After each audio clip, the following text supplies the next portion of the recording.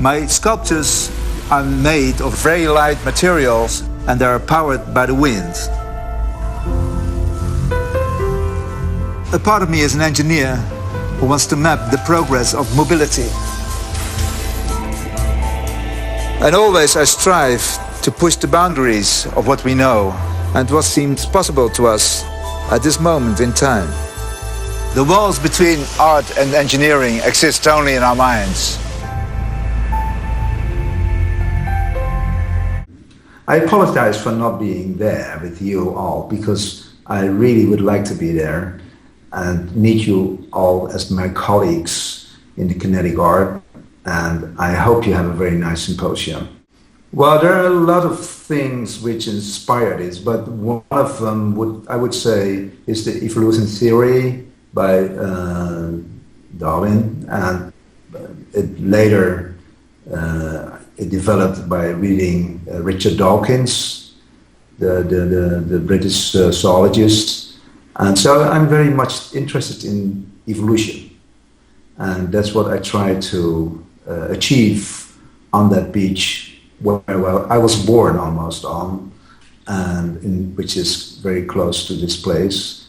And during last summer and the summers before, I'm out on that beach to create this new animal which has to survive in the future on its own. So I'm teaching the animal how to survive and to have to find all kind of tricks to beat the sand and the storms and the water, everything. And so they can be living on there before I die. Well, I started 22 years ago, and it all started with a column which I wrote for a newspaper. I used to write a column for a big newspaper here, and one of these columns were all about strange ideas, and this was one of the ideas. And I didn't do anything with it for at least half a year, and then I passed this tool shop here in Delft, and where they sell these kind of tubes, which is I use as my basic material, as my protein, you could say. And these kind of tubes, I played with it for an afternoon, and then I realized what I could do with it, and I saw a lot of things in there. So I promised myself at the end of the afternoon to spend 1 year on these tubes, and that's 22 years ago now, and it became really an addiction, a disease, you could say. It still keeps me awake at night, and I'm still, well, very, very fun of making these animals. So I'm still in love with the tubes. So this kind of tube we use in Holland for power lines in houses. It's by law you have to use this. So it's very cheap, just 1 dime for a meter. And so you don't have to be rich to do this, to build these structures. So I use this as my basic materials, my protein. And I just want to restrict myself to this kind of material. And you would expect that that would you not to allow to do a lot of things, but somehow, because I restrict myself to this material, it seems a way to push my imagination forward, because they stop me all the time and to have to find escapes to do it still with this material. Now, the walking system, so I started this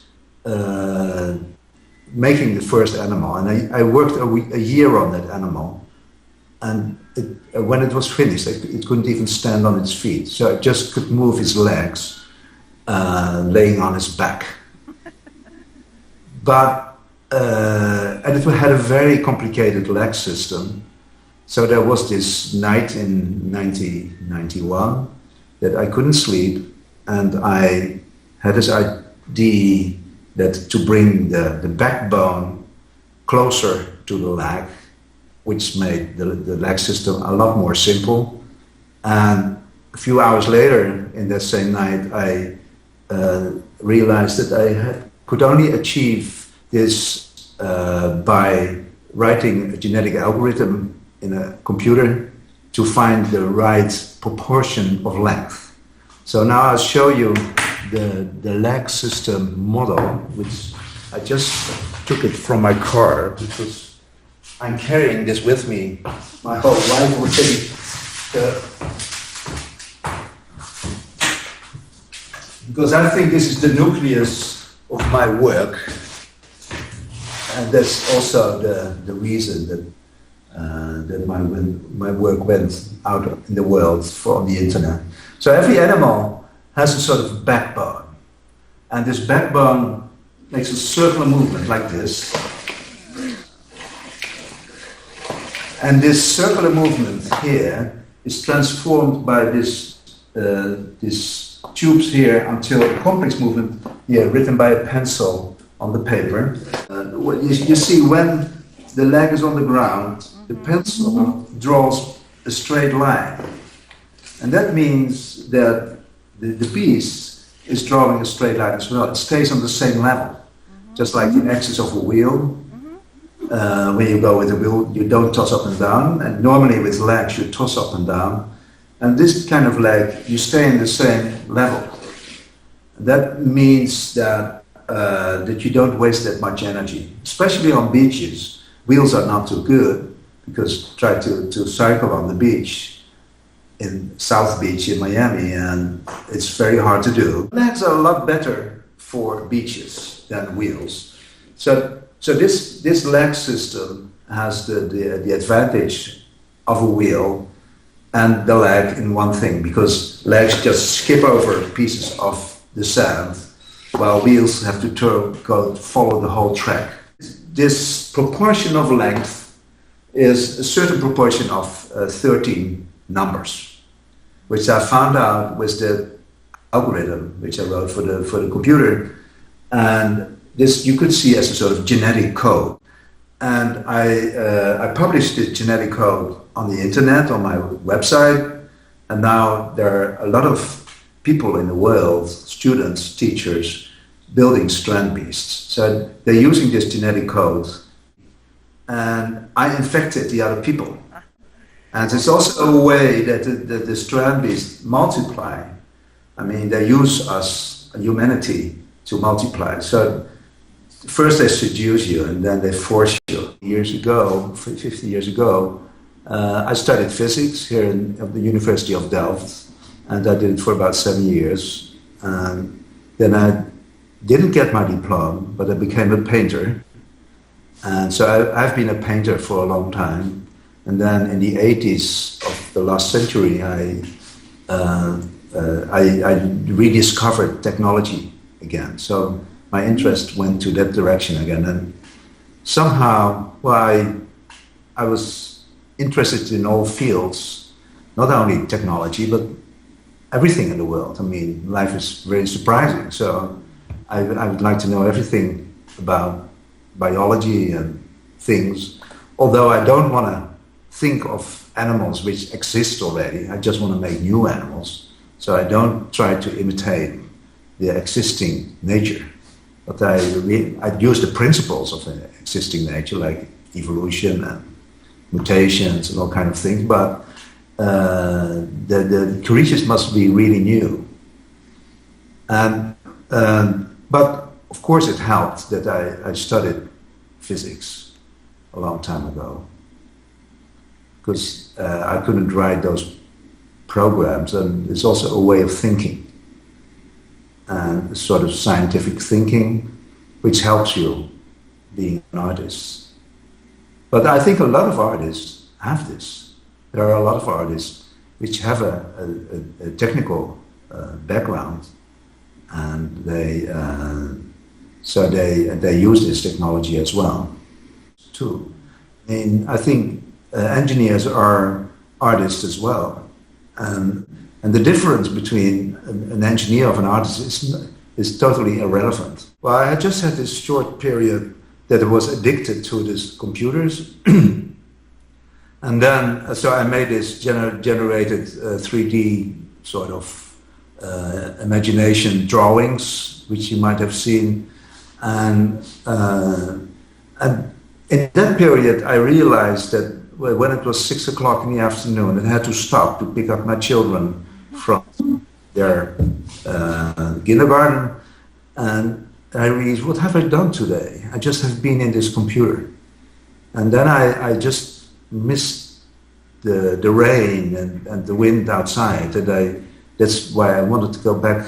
And I was working on the beach animals already, but somehow I was seduced by this computer because they are so fascinating as well.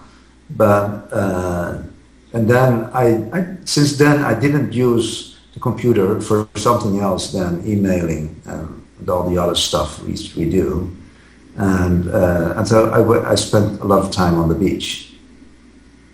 And that's also the reason that I don't go too much out in the world, or I'm quite selective of going out in the world. How beautiful the strand beasts are. And I'm not consciously working on beauty in this beast. And you could say that I try to make it function, and usually it doesn't function that well. But at the end, when it's finished, I'm surprised myself how beautiful they became.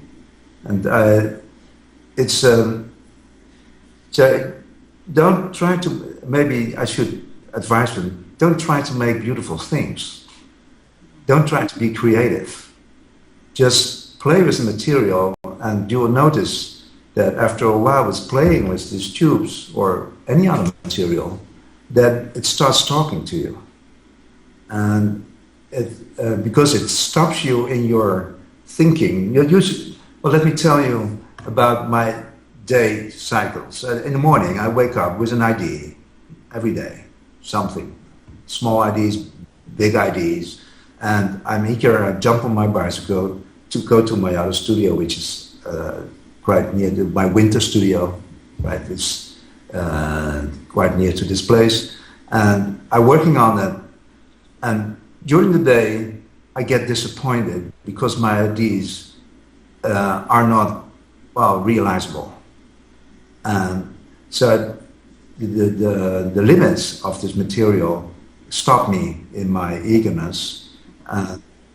But you could also, at the end of the day, I go home, of course, disappointed, and I go to bed, and in the night something happens, and next morning I wake up with a new idea, and you could say that the tubes pointed me another way. If you just walk behind your ideas and you want to realize them, then you usually, well, you can succeed, but usually it's not that special because in our brains are quite common. But reality, playing with the tubes, reality brings you another ways which you couldn't think of before.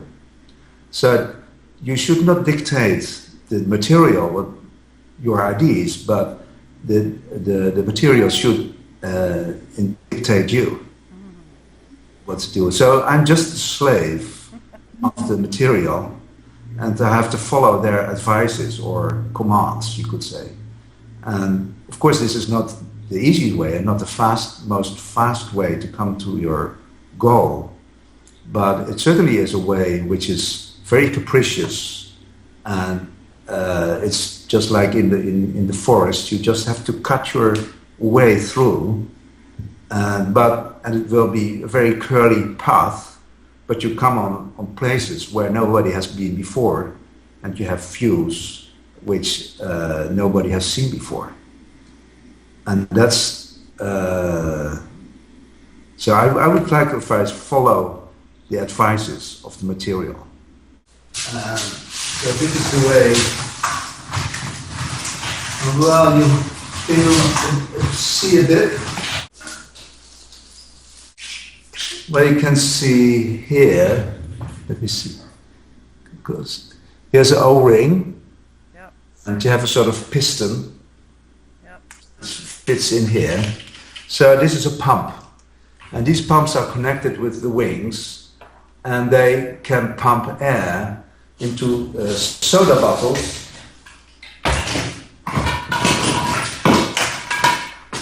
like this. And like that you're just drinking from. And so they pump air into that, and that's stored wind, I call it. It's stored energy which they need in case that the wind falls away. And they can do all kind of things with this stored wind, because when the bottle opens and it goes into a pump, then the pump stretches. So you have a sort of muscle, and these muscles turn out to be very handy if you want to survive on beaches. So somehow, although I wasn't looking for muscles, I'm following the path of the real evolution, which I didn't mean to pass it, but muscles turn out to be a universal tool to survive. And if you have muscles, you need sort of nerve cells to trigger the muscles. So I developed also sort of nerve cells, which you can see here. See? And these are pistons or valves which can switch just like zeros and ones. I can show you here by opening them.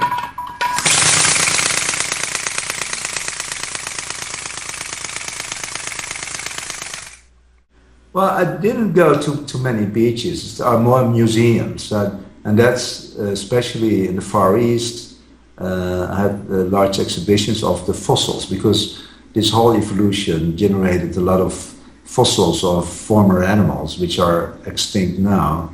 So this is the 29th generation. So there have been many animals in the past, and I didn't throw them away. I just pushed them on a boneyard, and this is a traveling exhibition which is quite large. There are 12 sea containers, and they travel through the Far East now. And it's also one in South America, in Buenos Aires, which is just ended. And so you can see of sort of the history of the beast. And if you want to see the animals on the beach, you should come to my beach, which you can Google Earth it, or Google Maps will show it, the Theo Jansen beach, and then you can see the animals. A lot of people start smiling. Somehow people like them. Yeah. And I like to see their faces reacting on my work. A few years ago, that somebody called me kinetic artist, and that was heard by many people. And since then, people call me a kinetic artist. Well, I was not really aware of it, but of course they move, and they move on the wind. And a lot of kinetic sculptures move on the wind, and so it's. I would say, well, I didn't work on it to be, and I don't like labels, like I just told you. But of course, if somebody wants to call me a kinetic artist, it is all about giving people other ideas and bringing them in contact with another world of imagination, and that's the most important thing, of course. Ladies and gentlemen, I hope you have a very nice symposium, and that you will be inspired by the speakers which will be there. I have the experience joining a meeting with colleagues. Can be very inspiring for me as well, and I hope you have a good time. Thanks.